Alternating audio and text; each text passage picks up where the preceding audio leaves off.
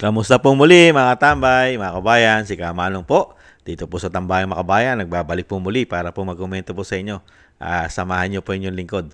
Magandang umaga po muna, tanghali, hapon, gabi. Madaling araw po sa ating lahat mga kabayan. Ito po, umpisa na po natin mga tambay. Ito pong balita. Noong nakaraang araw po, ay pinaghihingi po nila o sinasabi po nilang humingi raw po. Humingi raw po ng apology ang isang mayor po ng Baguio dahil po sinisiraan daw po ang institusyon ng Kongreso. Mga kabayan, ngayon naman po, may hamon naman po ngayon. Ayaw po nilang tantanan ang mayor po ng Baguio, mga tambay. Lalong-lalo po itong si Pastor Abante. Ito pong si congressman o representative ng Maynila na si Pastor Abante. Isa pong pastor at may malaki pang suot-suot na krus, mga tambay. Ito po, hinahamon niya po si Mayor Magalong, mga tambay, ibang klase po. Naghahamon po na pumunta raw po sa kanilang pagdinig sa House of Representatives. Mamaya po komentuhan po natin. Pakinggan po muna natin si Pastor, mga kabayan. So una po sa lahat, may hamon po kayo kay Baguio City Mayor Benji Magalong. Can you clarify that, sir? Yung alin po, Greg? Yung hamon po ninyo, Kong, kay Mayor Magalong. Unang-una, inamon ko siya na halimbawa siguro, hindi naman siguro talagang serious ang kanyang sinasabi, pwede naman siya mag-apologize. Na sinabi niya na ayaw niya mag-apologize. So, ang pinakamagandang gawin niya, sinabi ko nga dito, the honorable thing na kinakailangan gawin niya, kung talagang meron siyang alam, sabihin niya na kung sino yung mga yan. No? Sabihin niya na kung sino yung yan, submit documents, testify under oath, at para malinis po natin ang sistema na nais tayo talagang maging malinis. Klaruhin lang po natin, siya ho ba ay nakatanggap na ng imbitasyon mula sa mga komite sa Kongreso para humarap sa mga pagdinig? Actually, hindi ko talaga nalaman na meron siyang natanggap. Pero palagay ko yung head ng tri-committee, si Terry Riton, nagsabi na publicly na siya ay imbitado na humarap. Pero ang Kamara ho ba ay may just in case no na tumanggi itong si Mayor Magalong, ang Kamara ho ba ay may kapangyarihan na isamon itong si Mayor Magalong kasama na yung mga ebidensyang sinasabi niya? Bakit hindi? Siya ang unang-unang whistleblower. Kaya may karapatan ng Kamara, may karapatan ng tri-committee na ipatawag siya. Opo, kasi kasi nung kung talagang meron siyang tinatago na sinabi naman niya na alam niya kung sino-sino yung mga yan Hindi sabihin niya na, ba't kinakailangan pang magbibigay siya ng blanket association sa buong Kamara, di ba? Kung kasi itong si Mayor Magalong, nung huling nakausap namin dito last week, sinabi niya na, willing siyang humarap sa mga pagdinig ng Kamara, pero hindi niya dadalhin yung mga ebidensyang hawak niya. Dahil meron daw siyang trust issues sa Congress. Your comment, please. Kung halimbawa, wala siyang tiwala sa Kongreso, talagang magiging honorable ang magiging investigation dyan. Ako, naniniwala rin ako na pwede natin gawing independent commission yan Oo. Bilang independent commission, wala na sa Kongreso yan. Palagay ko, harap na siya. At sabihin niya ng mga pangalan. Lahat ng mga pangalan na sinasabi niya na alam niyang meron siyang ebidensya, sabihin niya na, I'm in favor of an independent commission to investigate on this. And once may mapangalanan po niya, ano yung next step ng Kamara hinggil dito? Ang next step ng Kamara siguro, hindi lang yan, imbestigahan na. Imbestigahan na sapagkat sinabi naman ni Congressman Territon na kung merong talagang dapat imbestigahan sa Kamara, imbestigahan na yan. O meron pwede mag-complain sa Committee on Ethics tungkol dyan, imbestigahan na rin. Opo. Pero mas maganda siguro na magkaroon na ng independent commission para ang investigasyon ay walang bahid ng anumang bias. Independent commission na parallel sa investigasyon na ginagawa ng Kongreso at Senado. Ako, ang sinabi ko, it can be a whole government approach. Pwede mag-imbestiga ang executive, pwede mag-imbestiga ang judiciary, pwede mag-imbestiga ang Senate, ang House of Representatives, at pwede independent commission. Buuin na po natin ito para matapos na. Mahirap po yung nalalagay lang sa media, parang missing sa bungero yan. Nakakalimutan din pagkatapos. Kinakailangan tudukin na natin to, Greg. Kinakailangan tapusin na ho natin ito sapagkat ang taong bayan po ang sumisigaw na eh. Ang taong bayan na ang ano rito eh, ang talagang naguguluhan dito. Oo. Kaya dapat talagang ito ay tapusin na natin. Ayon po kay Ano po mga tambay, gusto na rin daw po nila tapusin ang issue po ng korupsyon nila, mga tambay, kasi daw nadadamay daw po silang lahat, mga kabayan. At syempre po, hinahamon po nila si Mayor Magalong na ilabas daw po ang mga ebidensya at ipakita raw po under oath sa kanila pong institusyon sa House of Representatives. Napakahirap po yun, mga tambay. Pupunta ka sa isang giyera. Ang pupuntahan mong giyera, yung mismong nahandun mismo, yung kalaban mo, na napakaraming magnanakaw umano. At maraming demonyo umano. You know, maniniwala tayo rito na gusto nilang wakasan ng korupsyon, ng issue ng korupsyon. Sino po ba ang dapat pong mag-imbestiga? Unang-una, kung talagang gusto nyong mawala ang korupsyon dahil ang taong bayan na ang sinasabi nyo, ginagamit mo pa ang taong bayan eh, na ang taong bayan eh gustong-gusto na wakasan yan. Mawawakas lang po ang korupsyon ng Pilipinas, lalong-lalo po ng ginagawa pong korupsyon sa Kongreso. Kung bubuwagin mo po ang Kongreso, mawawala na po korupsyon, 100%. Kung mawawala na po lahat ang mga congressman, sa tingin nyo magkakaroon pa ng korupsyon sa Kongreso? Di po ba wala na? Dahil saan po ba nagmumula ang korupsyon? Sige nga. Kasi itong mga tao na ito, mga plastic ito eh. Alam naman po nila sa mga sarili nila kung sino-sino po sa kanila ang nagkakamal ng pera ng taong bayan. Bakit ko po nasabi? Pag nilagyan mo po ng logic, sige nga, lalong-lalo po sa proyekto ng bansa, ng ating gobyerno. Saan po ba nagmumula ang pera? Di po ba? Saan po ba nagmumula ang budgeting? Sino po ba kumukontrol at humahawak ng pera? Sige nga. Di po ba? Magmula po sa executive at sa legislative. Sila po ang gumagawa ng budgeting. Sila po ang nagdideklara at sila po ang nagpaparte-parte at pinag-uusapan po nila yan. Kaya nga po yan meron pang BICAM. Di po ba? At may mga committee hearing pa at kung ano-anong hearing pa ang kanila pong pinagdidebatihan dyan. Di po ba sa mga sinasabing pondo ng bawat ahensya? Ngayon, sino po ngayon ang unang-una po na magkakaroon po ng pera na hahawakan na gagamitin po sa mga proyekto? Ang mayor po ba? Ang mayor? Sige nga. Hindi po ba yan, mga kabayan, papasok po dyan ang mga programa na ilalatag po sa presidente at aaprubahan po ng Commander-in-Chief. Ngayon, ano po mangyayari dyan? Pagkatapos na po yan, ay siyempre dadalhin na po yan, hahawakan na po yan ng DPWH. Ngayon, pag hawak na po ng DPWH, saan po dadalhin ang mga proyekto?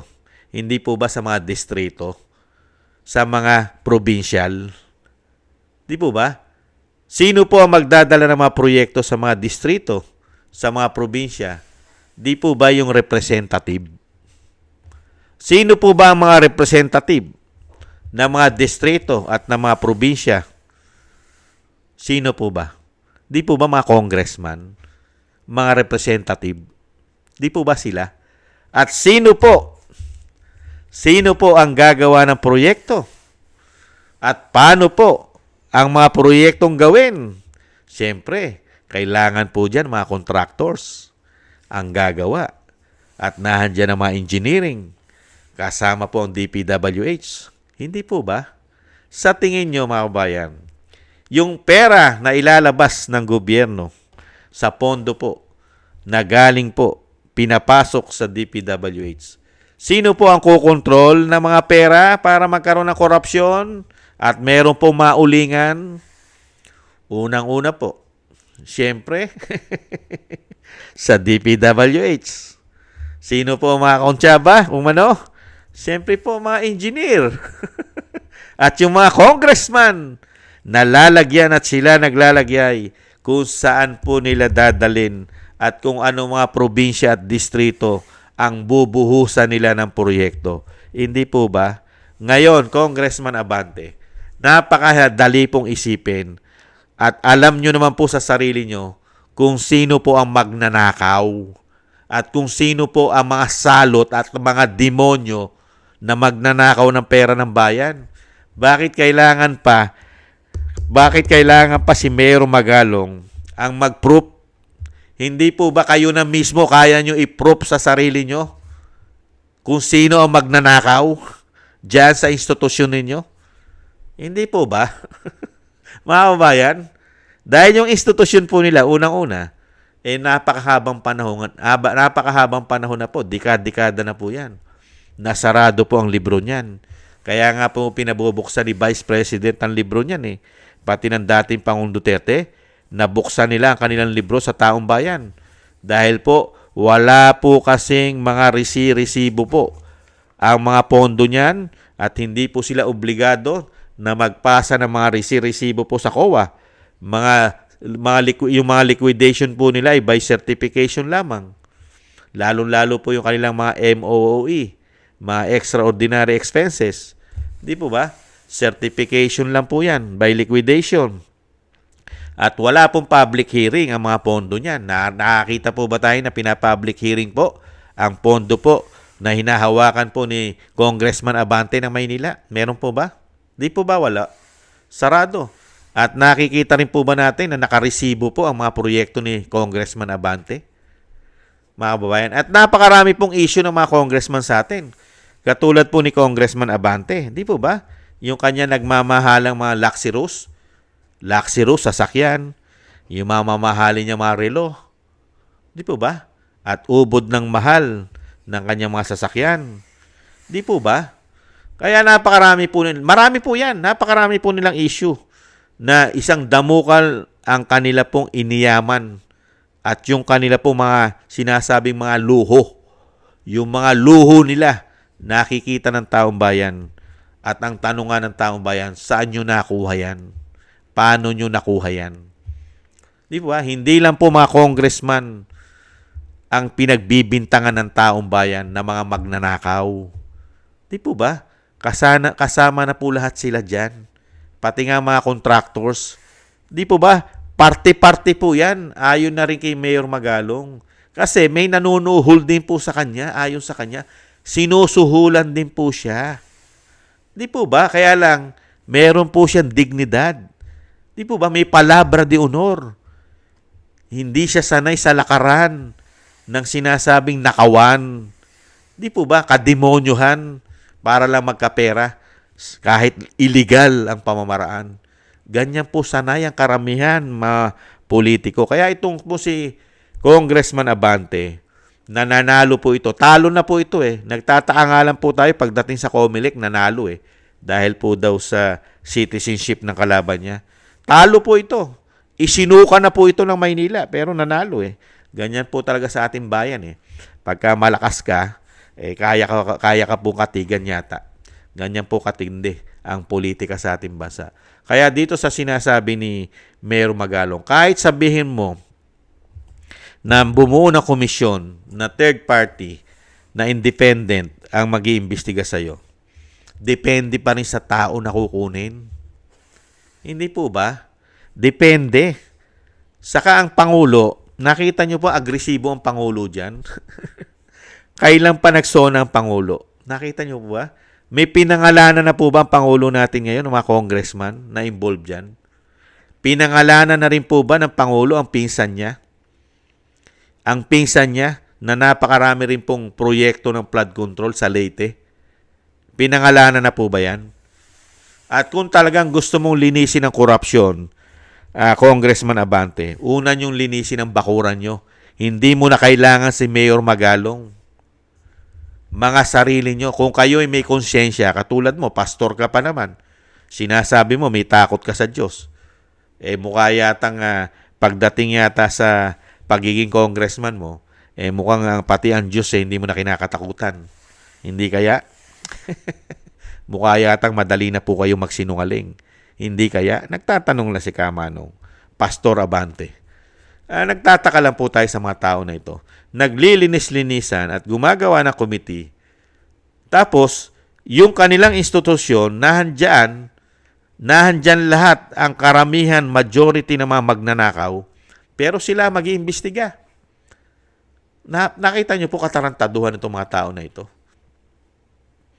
Tapos, napakadali nilang ilihis ang issue. Madali nilang tabunan. Katulad yan, ang issue ng nakawan. Pilit nilang pinakakanta si Mayor Magalong. Alam naman po nila sa sarili nila. Nahandyan na po ang ebidensya na talagang walang nangyari at karamihan po ay ghost project at napakahinang klase pa ang karamihang ginawa. Napakaraming ginawa pala ng mga flood control. Mahinang klase ang kanila pong mga natapos umano. Isang dali lang, wasak, giba.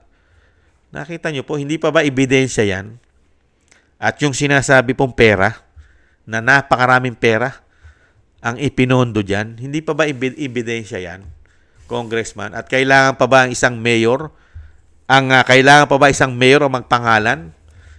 Hindi ba dapat magsilabas na kayong lahat at aminin nyo na lang na pare-parehas kayo na nakikinabang sa korupsyon at hindi lang naman sa flood control ang korupsyon ng ating bansa? Flood control lang po ba, Congressman? Nagkakapera po ba mga congressman sa flood control lang? Hindi po ba mga hindot kayo? Yan lang po ba ang programa ng gobyerno, flood control? Napakarami pong pinagkakaperahan po yata ninyo. Lalong-lalo na ang mga contractors na mga hawak ninyo, pag-aari ninyo umano, at kakilala ninyo umano. Hindi po ba? Kaya dito po sa sinasabi po ni Congressman Abante, malabo po ito. Hindi po ganyang klase kabobo at kainutil ang isang mayor ng Baguio. Hindi po ganyan si Mayor Magalong. Pupunta ka sa isang grupo, sa isang kulupong ng mga magnanakaw. Pagkakaisahan ka riyan, gigisahin ka ng mga magnanakaw. Tapos palalabasin ng magnanakaw, ikaw sinungaling. Dahil nga, pipilitin ipalabas yung sinasabi mo mga ebidensya. Ngayon, pag sinabi nila na yung mga ebidensya mo yun mali, ikaw pa maiipit ngayon. Ikaw pa kakasuhan nila. Ganyan yan eh. At pagka minalas-malas, iko-contempt ka pa nila. Hindi ka pa nila pauwiin. Ganyan po ang style niyan, mga tao na yan. Nakita po natin kung paano po mag-hearing yung mga yan. Pag hindi po pumapabor sa kanila at lumalaban sa kanila, ay napakadali po nila magpa-contempt. Hindi po ba? May panahon po. Iintayin po namin yung tamang panahon para dyan, mga kabayan. Sa panahon po ngayon, nagkakaroon po kasi ng takipan at syempre may paburan. Mabilis lang naman po ang panahon. May panahon naman po para dyan. Pagka po dumating na yung tamang panahon para po sa inyong lahat, dyan po namin makikita kung ilan po ang napakaraming congressman ang magma-migrate sa ibang bansa. Napakarami po nalilipad. Lalo-lalo na po pagka ang Vice President Sara Duterte ang naging Pangulo ng bansa. Dahil bistado po nila kayong lahat kung paano nyo po kinontrol ang pera ng Pilipino. Hindi po ba, Congressman Abante, Pastor? Pero umaasa pa rin naman po kami sa mga investigasyon ng Blue Ribbon Committee sa pangunguna po ni Senator Marcoleta. Sana po may masampulan po si Senator Marcoleta. Hindi lang po sana mga contractors. Isama na rin po sana ang katulad po kung meron mang anomalya at korupsyon itong pastor na ito. Dahil nga po sinasabi rin mismo ng alkalde ng Maynila ngayon na itong mga congressman na ito ng Maynila ay isang damukal din daw po ang ginawa po nilang korupsyon umano. Lalong-lalo po sa kanilang mga flood control din sa kanilang syudad at yung kanilang mga pumping station, yung mga umihigop ng tubig baha ay karamihan daw po dyan ay failure sira at hindi yata binibigyan ng budget nila umano. Lalabas naman po lahat yan. Pagka po ang politiko ay may political will. Ngayon po kasi, ang nakaupo po kasi ngayon, alam naman po natin, sabwatan, magkakaalyado, magkakaisa sa korupsyon umano. Hindi po ba? Maraming salamat po mga tambay sa nakagusto po ng ating Tambayang Makabayan sa YouTube at TikTok. At ganoon din po sa mga subscribers po natin. Thank you po sa inyo. Mabuhay po kayo. Ganoon din po sa mga nagla-like, share, and subscribe. And comment. Thank you po. At sa mga magsusubscribe pa po, maraming salamat po sa inyo. At siyempre po mga tambay, yung nagbibigay naman po ng pakape. Thank you po. Shoutout po sa inyo. Thank you po sa mga biyaya, Gay at Shena, Norma Garcia, Michelle Yamaguchi Vlog, Rosalina RK Team 888, Wills Bubbles 5697, si Arpel Villacorta, Chodorico Erguisa Jr., si Annie Jo, ako si Pilam, Jobelin Watanabe ng Japan, si Jem Aris ng United Arab Emirates, Baby Roman, Ate Isa na Cagayan, Julieta Silona ng Sydney, Australia, Gina Ray Solidides ng Berlin, Germany, Jake Yahut 4531 ng Maisog, California, USA, Eric Hershaw ng Canada, at Kingston 123 ng Hong Kong. Maraming salamat po. At siyempre po si Ma'am LB at Sir Manny ng North Miami, Florida, USA. Maraming salamat po sa inyo lahat. Mabuhay po kayo. At ingat po kayo sa lalo po sa inyong mga paggawa. At siyempre po ipanalangin po natin at dalangin. Magkaisa po tayo na ipanalangin po natin ang pag-iingat po ng pamilya Duterte, ang ating Vice President. Mailayo po siya sa kapahamakan. At ganoon din po ang dating Pangulong Duterte na makauwi na po siya sa ating bansa sa lalong mabilis at maingatan din po siya sa kapahamakan at madugtungan pa po ang kanyang buhay at kalakasan, mga kababayan. Maraming salamat po sa mga dasal. At ganoon din po tayo mga kababayan, mag-ingat po at magdasal na tayo po'y maingatan at ang ating pong mga pamilya. Muli po, thank you po. Ingat po. Bye-bye.